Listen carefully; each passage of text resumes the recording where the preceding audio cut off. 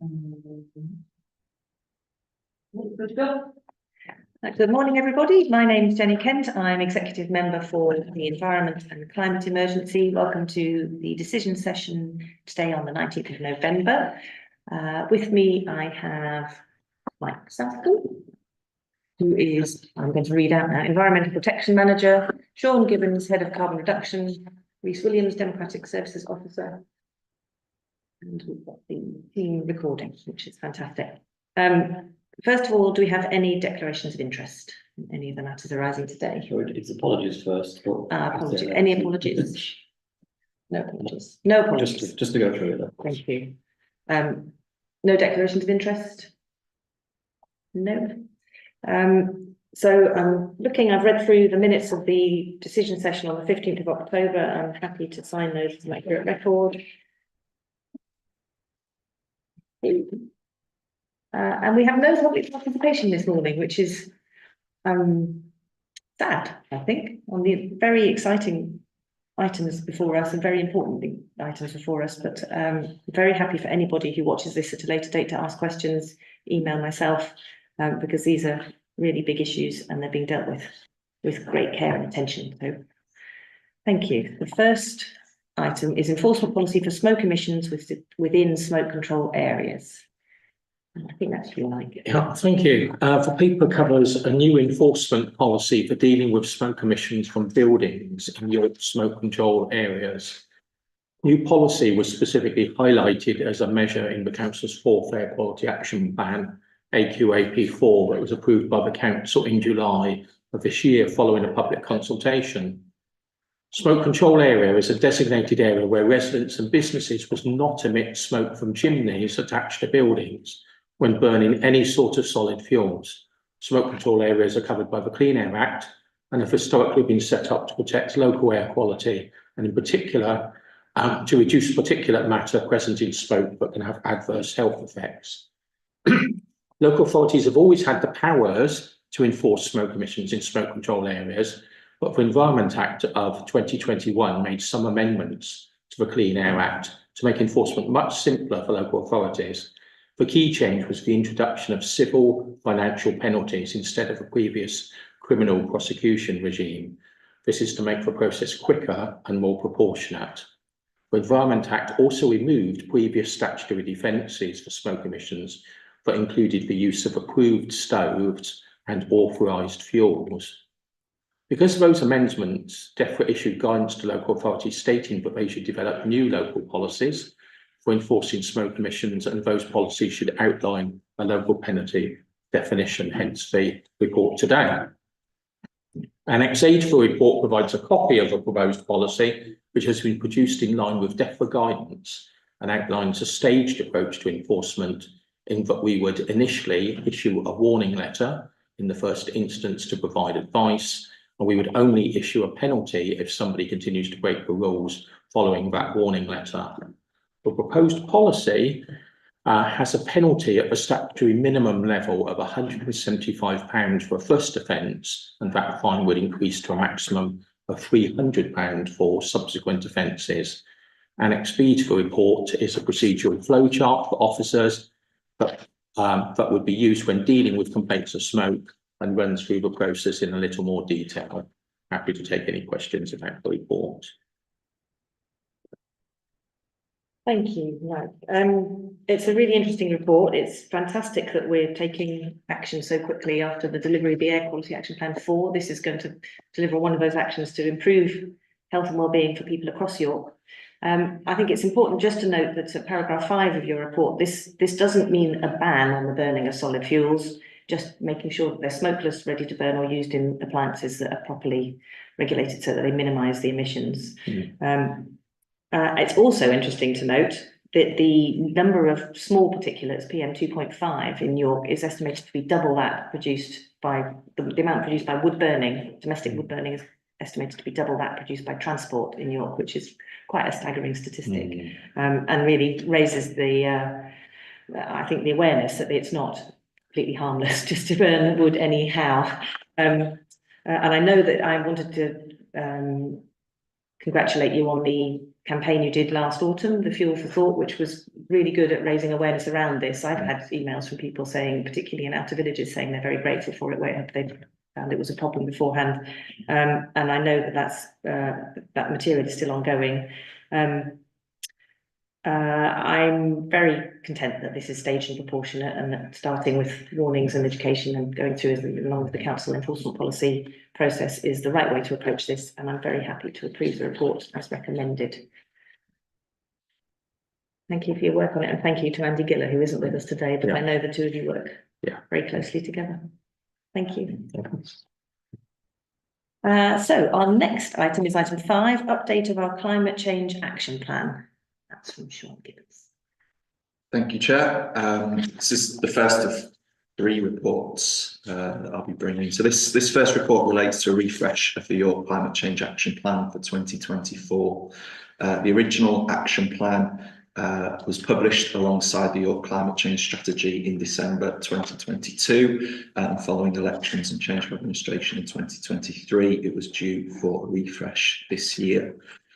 This latest version of the action plan has consolidated actions and focused on making actions smart, that's specific, measurable, achievable, relevant and time-bound. Progress from the previous version is noted, with 28 actions recorded as complete and significant progress achieved against many more in the plan. As well as introducing 35 new actions and updating or consolidating previous actions, this version also introduces a new categorisation of actions as either mitigation or adaptation, assigned owners for all actions, and identified support or input requirements. The category identifying constraints has been removed as it was deemed to be adding limited value. And during the review process, further improvements have been identified, but it wasn't possible to include in this iteration. These will be incorporated into future versions, and these recommendations include an indication of progress as a percentage for projects that are underway but not yet complete, and a mechanism for prioritising projects such as use of marginal abatement cost curves.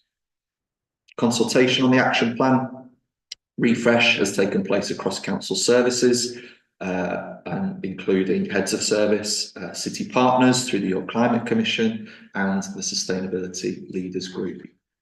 An exercise to align our action plan with the Yorkshire and Humber Climate Commission action plan was also completed. Strong synergies were identified, some areas for strengthening were also identified, and this will be incorporated in future iterations. The refresh process has been rigorous, particularly the partner engagement, but this ensures the action plan remains relevant and as comprehensive as possible. It does, however, require significant resource, and during this refresh process, it's clear that a review of this detail would not be possible every subsequent year. We've therefore presented 2 options alongside the do nothing option. Either to retain the annual update frequency, but commit fewer resources and initiate a lighter touch review, or undertake a full review every 2 years, focusing capacity on delivery and delivering the actions in the plan.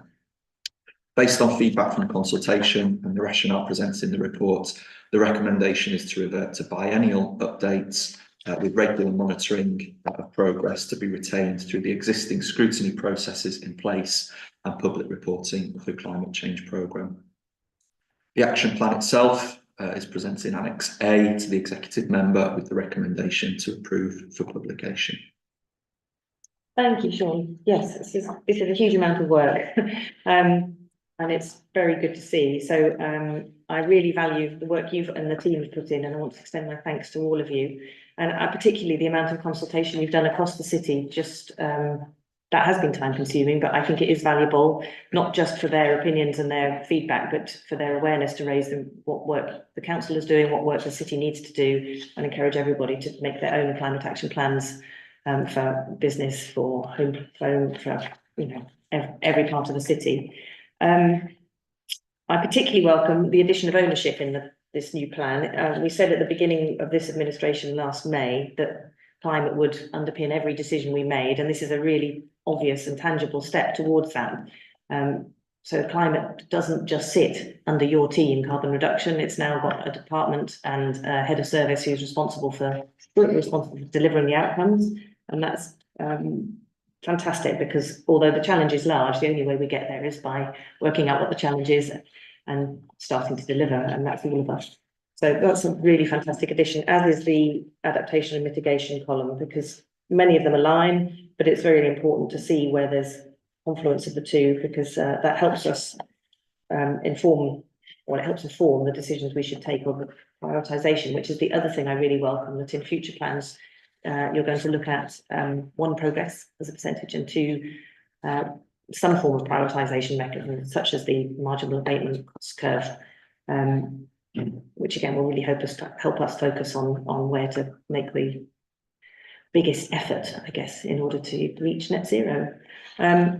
I have watched the amount of work that's gone into this in terms of consultation and feedback and updating, and I'm very happy to say that I would approve the option to revert or go back and push back to reporting on this every 2 years, sorry. So that's the option that I'm happy to approve. And I just wanted to underscore that doesn't mean any lessening in work. It gives you time and the team time to deliver the actions. And there's still scrutiny ongoing, and there's the annual reporting that you have to do in any event, which also takes time. I'm aware of that.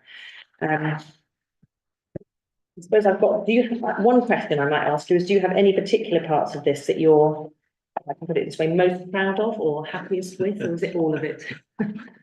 All of it, so yeah. No, I think the collaboration and input, not just from within the council, but partner organisations as well, like you say, is time consuming, but really highlights what's happening across the city and shows that this is a shared issue that demands a shared response by everyone across the city. Absolutely. And I would urge, if anyone is watching or watches this later or stumbles across this, the Climate Action Plan is really interesting reading, and it spans all departments in the council, but also all parts of people's lives, from domestic buildings, non-domestic, planning, skills for new jobs, policy, transport, behaviour change, waste. It's housing, engagement, finances, procurement, circular economy. But if you're struggling to understand what the council does, or what you could do, or what we as a city and as a country can do, I think probably this is one of the best places to start to see how we're tackling this, because it's a really interesting read, and it shows in small steps and large how you get there. So thank you very much. Happy to approve it, and with 2-year reporting or updating. I think you're next on as well, Siobhan. Thank you. Is that right? Yes, that's right. So the next two reports relate to our annual emissions reporting and commitment to transparency in monitoring progress against our net zero by 2030 ambition. So this next report considers greenhouse gas emissions, represented as carbon dioxide equivalent, for the council's corporate activity. We use the Local Government Association's greenhouse gas accounting tool, which covers our scope 1 and 2 emissions, as well as increasingly more of our scope 3 emissions. Data capture and recording methods have been increasing and improving every year since we started to report our corporate emissions, which does make direct comparisons with previous years' data challenging, but it can use this information as an indicator of progress and direct efforts to where they're most required and would be most effective. So in the financial year 2023-24, our recorded corporate emissions were 5,625 tonnes of carbon dioxide equivalent. Once changes in methodology are taken into account, this represents a very small increase on the previous year of 0.3%, and that's mostly associated with increased reporting of our scope 3 emissions. So emissions associated with each element of our activity are not increasing, we're just increasing the amount of activity that we are capturing. Emissions associated with our largest sources continue to fall and represents the progress being made, particularly with retrofitting our corporate estate and electrifying the council's fleet. Continuing to address these sources needs to be our main focus over the next few years. So the report is presented to the executive member with the recommendation to approve for publication. Yes, thank you. So just for clarity, under our annual emissions 23-24 paragraph 20 of this, if you look overall at the bar charts, it does look like an increase, albeit a small one. As a city, as a council, how confident are you that we're on track for the targets we've set ourselves? Based on the progress that we've made so far, alongside offsetting initiatives such as large-scale tree planting, which has been undertaken in the last couple of years, the ambition for the council to be operationally net zero by 2030, in my view, remains a realistic possibility, but there are still challenges along the way. I would say particularly with decarbonising our HGV, heavy goods vehicle fleet, and the decarbonisation of some of our more challenging building stock. But we are on track, and we can still achieve that ambition. Which is very encouraging, very good to hear, thank you. And the largest obstacle towards that, would you say this is funding, particularly in our building stock, or is it national legislation, or where do you see the biggest barriers lying? Yeah, I think it's finance, particularly for our corporate estate, for our asset base, decarbonising heating systems associated with those buildings is expensive, particularly because a lot of those buildings are on the older side. Some of the heritage have conservation restrictions, which makes retrofit and replacing of anything on those buildings challenging and more costly. I think that's going to be the biggest issue for us to resolve. Yeah, thank you. And just in terms of increased reporting, so better reporting of what we have, but also increasing the amount of things we report on. Is this something, is there ever going to be a point where you say, that's it, we've got it? Or is this, because there's a risk that every year it goes up because we get better at what we're doing and, you know, increase the number of diagnoses, as it were, but. Yeah, I hope there's a point when we say we've got everything, but I think the reality is that the data collection will continue to improve every year. And as mentioned in the intro there, whilst that creates issues for direct comparison, it's obviously a good thing because it means we're capturing more of our corporate emissions.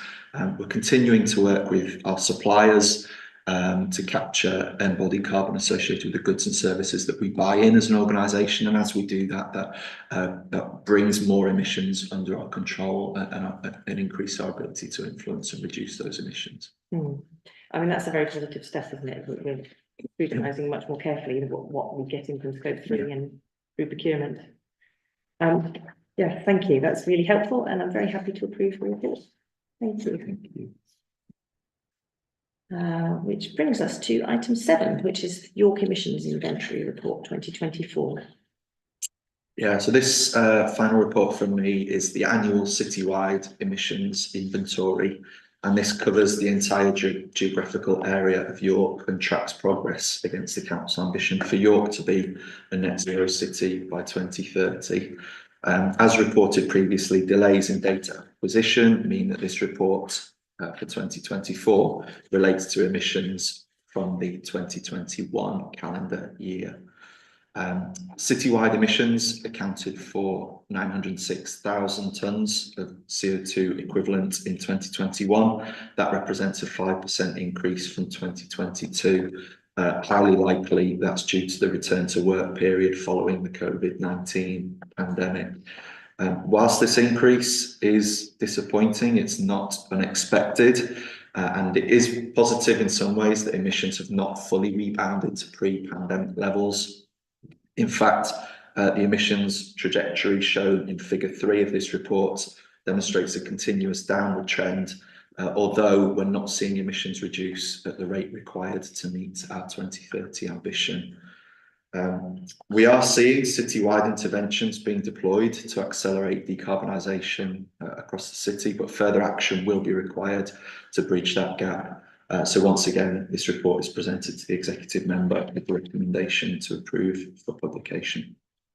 Yes, thank you, Sharon. Just in relation to the rebound, post-COVID rebound, is this something that other cities or the country nationally has seen? And are are we in line with the rebound, or have we gone back higher or lower? Have you been able to do any kind of comparisons with other cities or regions? Yeah, we'll take a look in more detail, but this rebound is broadly what's been seen across the country. York is in line with that. And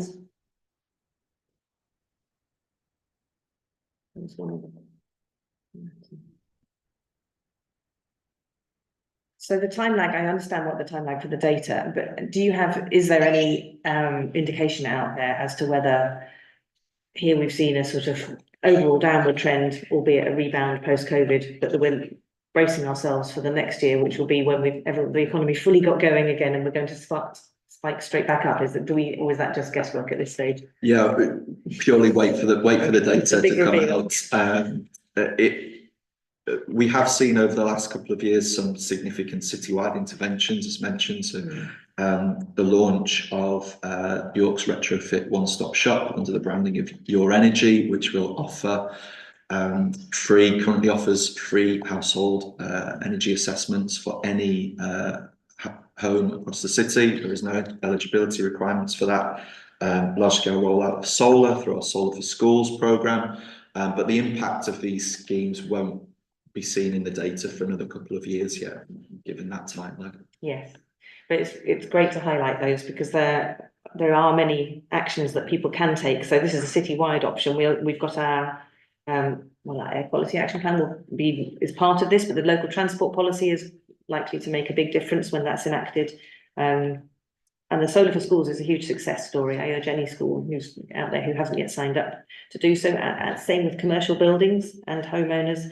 And I know the work you do through the Green Business Forum and partners is really helpful in encouraging all city partners to make their own journeys and reduce emissions. So again, if anyone has any inquiries about that, if they get in touch with carbon reduction at york.gov.uk, that's the way to go, because you still on track to do quarterly meetings of the Green Business Forum? Yeah, we do. Yeah. And there are many actions. Both Your Energy is no eligibility, but there are also targeted advice and grants for people to make energy reductions in home heating. Correct. So if you're unsure, then contact us. But thank you very much for all the work on this. I'm happy to approve the report, and long may that downward trajectory continue, albeit at greater speed if possible. But I know that there are very large actions that are currently being looked at in terms of your work you're doing, which will definitely make a significant impact if they come to being. Thank you very much. So item number 8 is urgent business. I have no urgent business. I don't know if anyone's registered any urgent business. In that case, the meeting is over. Thank you very much.